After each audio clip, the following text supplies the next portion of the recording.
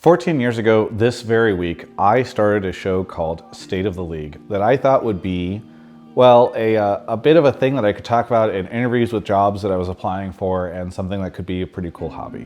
When I recorded that episode, I had no idea that I had taken the first step down a path that I would walk on for a very long time. One that would take me all over the world, allow me to make incredible friendships, speak to world-leading talents, and have amazing adventures I could have never imagined. And today I'm choosing to take a fork in that road that will lead me to other unknown destinations and experiences. In the same way I wasn't sure where I was headed when I recorded that first piece of content so many years ago, I'm gonna be honest, I don't really know yet what all of this will mean, but I'll do my best to explain here. What I do know is that I'm taking a very long break from League of Legends esports and that this channel will probably not be updated until sometime next year, if at all. Hotline League is now going on an indefinite hiatus with the final episode airing tonight. We're gonna have Cubby, Kelby, and Mark kind of representing the full lineup of personalities that have been on the show over the years. We'll be taking your calls and just kind of reflecting on the show itself and also my life and adventures and career over all these years is kind of like an end cap to this season of the show, or all these years of the show. Originally, I did think that I would be making no videos during this time. I was just gonna cut myself off.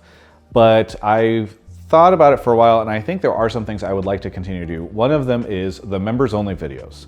So for those of you that don't know, for a while now, I've been doing a monthly video that is kind of fun. So sometimes it's a reflection on some of my favorite League of Legends esports events. Other times it's me talking about my favorite games that I played in a year or something along those lines. And those have been really great to do because they don't require me to think about the content in what is the best thumbnail and title and all that stuff. I just kind of get to make content the way I feel like I used to. And this month, even though we normally do a voting thing, it will be an interview that Emily Rand and I just did a little bit ago. She interviewed me as a kind of exit interview or whatever about my career, my thoughts, and everything going forward. So that is up right now. You can go watch it.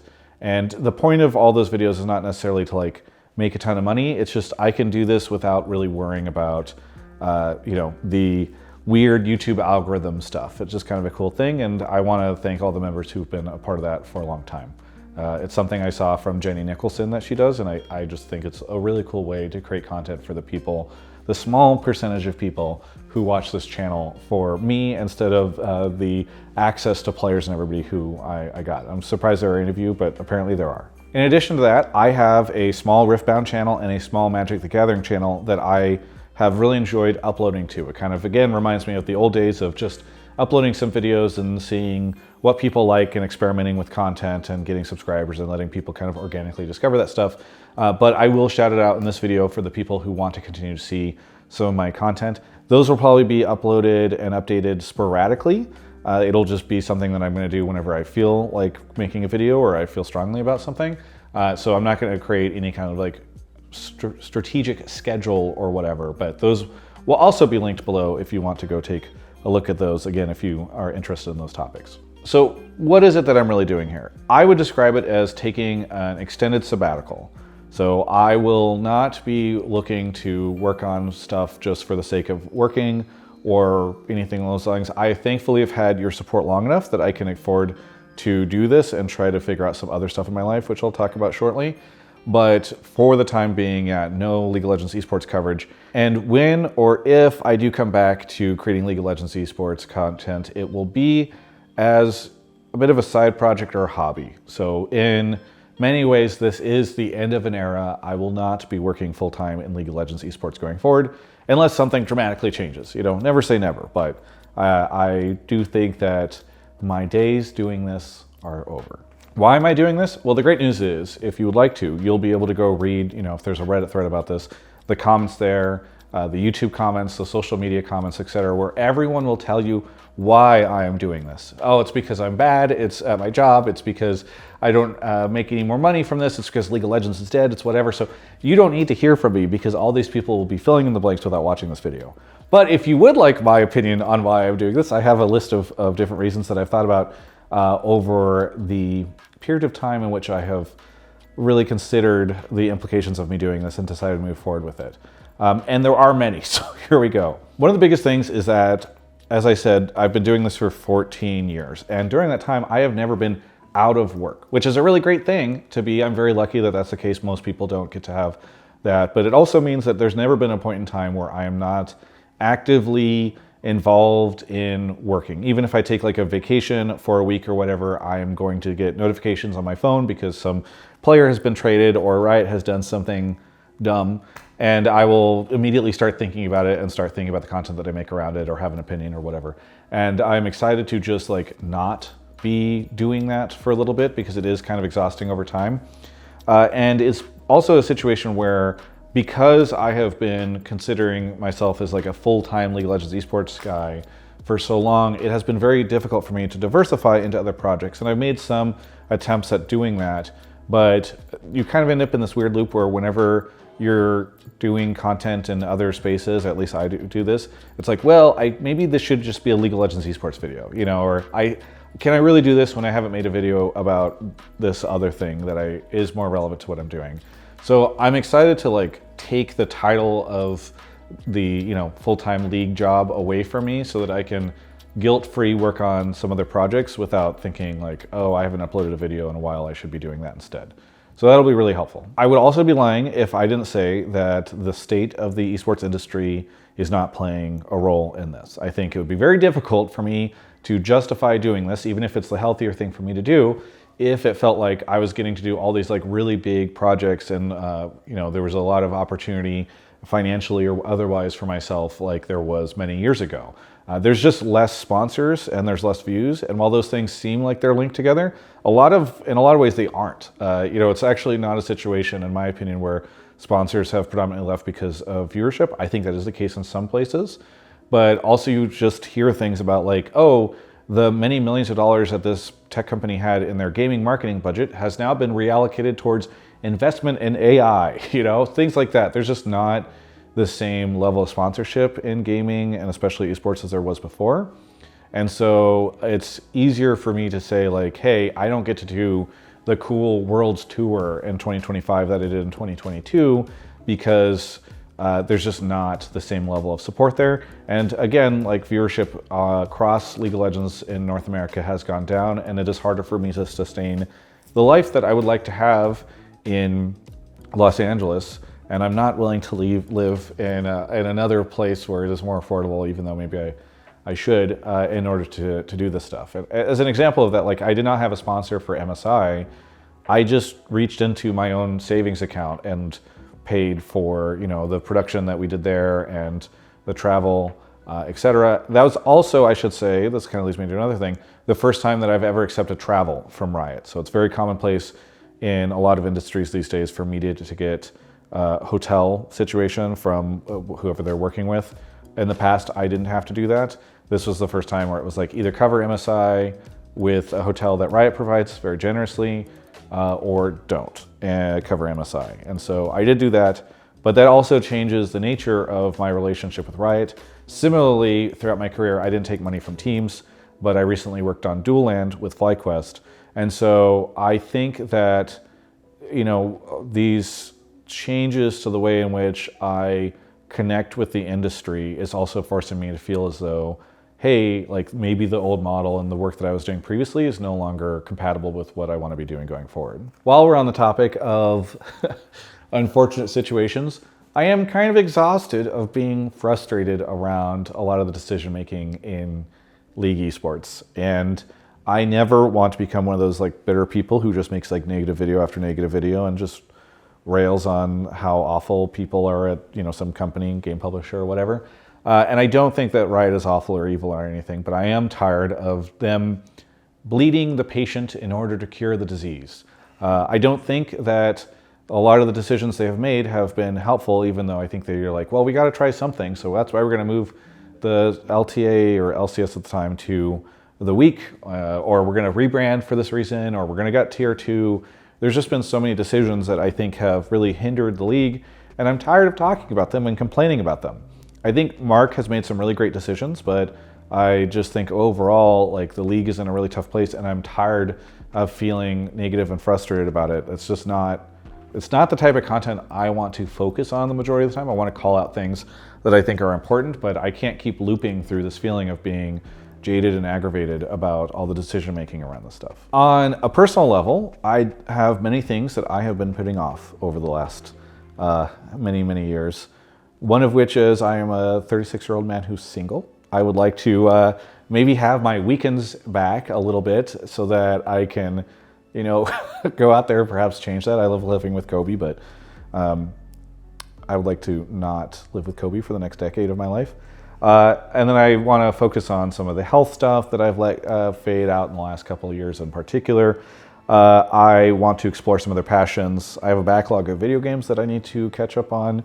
I want to go visit a lot of friends of mine who have moved to different parts of the world that I haven't had a chance to go see and spend some time with those folks. And I want to unplug from social media for a bit, which is very difficult in the job that I have right now. Social media in particular lately has been incredibly exhausting and fatiguing.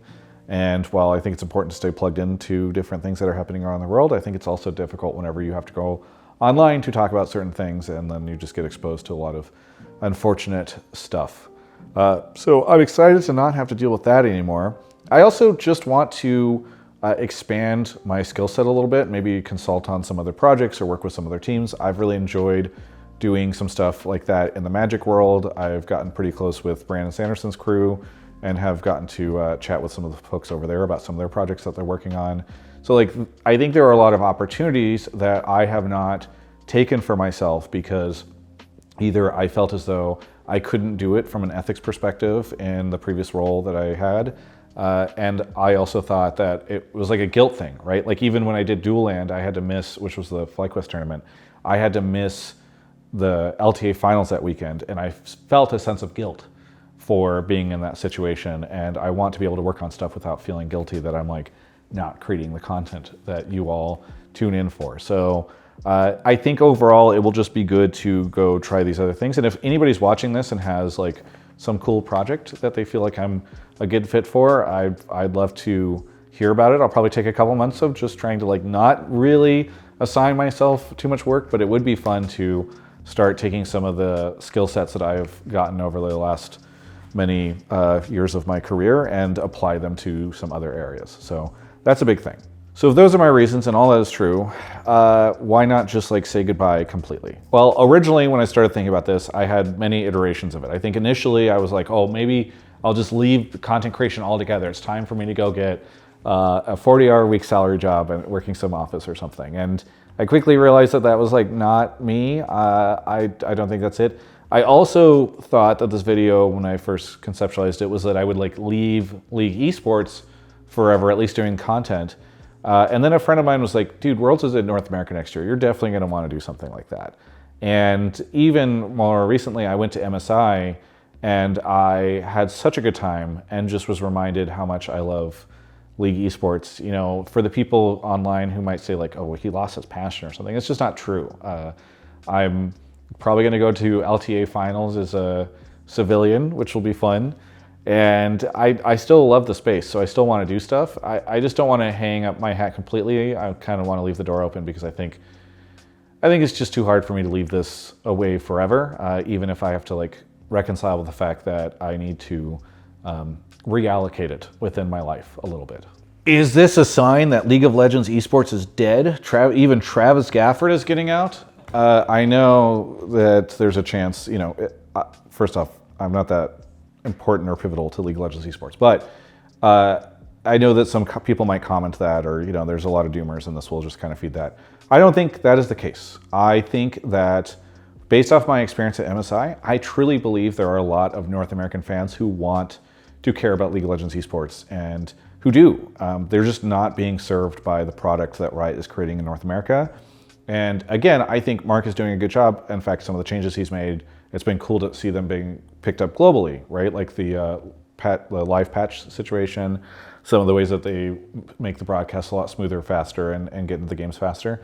So I think that he's doing a great job at the helm of that specifically. But as I referenced earlier, I think that a lot of the other decisions that people are making over there are not great. You know, the rebrand was obviously a failure, as I talked about in another video and all that type of stuff. So like, I still believe this can be big and that people can watch League of Legends and really care about it. But I think it's going to require a pretty big effort on the part of the players and the teams and Riot to be able to get us there. And I truly think that there are a lot of people who are burned out or maybe phoning it in or just aren't there anymore in terms of like their mental commitment and emotional commitment to the sport, who probably need to go work on other stuff. Like, it's tough to watch MSI see the issues that plagued the LoL esports website all day long on all these days where you couldn't see that there were matches live and it was explicitly telling you there weren't, and feel as though there's a lot of people at Riot who are as like clued in on this as they used to. Like, that would have gotten fixed in a heartbeat back in 2014. So I still have faith that this stuff can be in a good place, and I still think that there's an audience there, despite all the people that are like, oh, you know, everybody like aged out of it, or they just don't care about League anymore or whatever. Like, these people do care, and they will watch something if you give them obvious signs that like this is something you're committed to. So I'm hopeful that Riot will get stuff together. And on that note, I also want to mention that while I will not be covering League, at least for a while, Drew, who many of you might know, has worked with me on video projects and all this stuff for 3.5 years now. He and I had a conversation in Vancouver where he said that he would like to try his hand at creating some of the content. In fact, you've already seen him, I think, in some of the videos that he's done elsewhere. He did a video with Team Liquid on trying to grind to like see how high he can climb and all this stuff. It was a pretty good one. So he's already been popping up in other places, but he has a YouTube channel that will also be linked below. You can go see his video where he introduces himself for those who are not as familiar with him and can learn a little bit about him. And also he details some of his plans on the content he's going to be making. I think based off of the early conversations we've been having about it, it will be different from what I make, but I also think that it will be in a good way where it'll be much more updated to like what works in 2025 from a content perspective, because I just don't, a lot of my content that I am doing is kind of like legacy content. People don't sit down and watch like an 8-minute long interview with a player in the way that they used to anymore. So it's just another thing. I think he's going to bring in like a kind of a fresh take on all this stuff. So this is the part of the video where I would be saying thank you. And I thought for a long time about how I would do this. I even thought at one point in time I'd like scroll credits over the end of the video and play some sort of music or something. I just realized there are so many people. I've been lucky. There are so many people who I should be thanking for this. You don't do this for so long without having a long list. And some of these people are people I haven't talked to in many years, and yet I still think about how they supported me doing video work when I was at GameSpot, or some of the early pros who went on State of League whenever it was like not a show that people were watching, or the colleagues that I've worked with, the people who have supported me as sponsors behind the scenes, all this type of stuff. So beyond all the pros and rioters and team staff and all these people, sponsors that have supported me through all the years, I do have two very specific thank yous. The first one is an obvious one. I do want to thank Doublelift for everything he did with me over the many years. I know that the early parts of our careers are very entwined, and we both sort of supported each other in the early days, but I truly would not be here if it wasn't for him, and would not have been here all these years if it wasn't for him coming into my life when he did, and the friendship that came from that. So a huge thank you to Doublelift. And then the final thank you here is to all of you. I would not have been able to do this for all these years if you did not tune in and watch the content, and who leave these supportive comments, come up to me at events and say some of the nicest things. I mean, some of you have even picked up some of my hobbies and interests through watching my content, because I talk about all of them too much.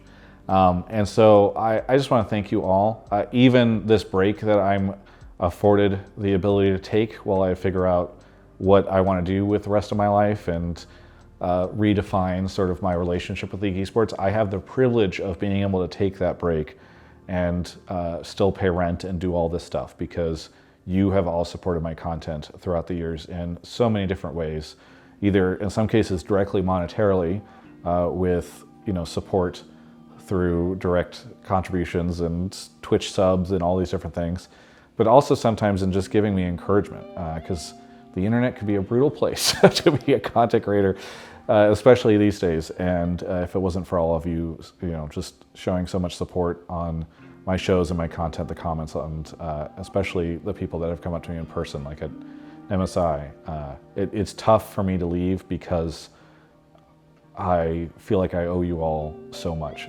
So thank you for that. And I guess I would say goodbye for now.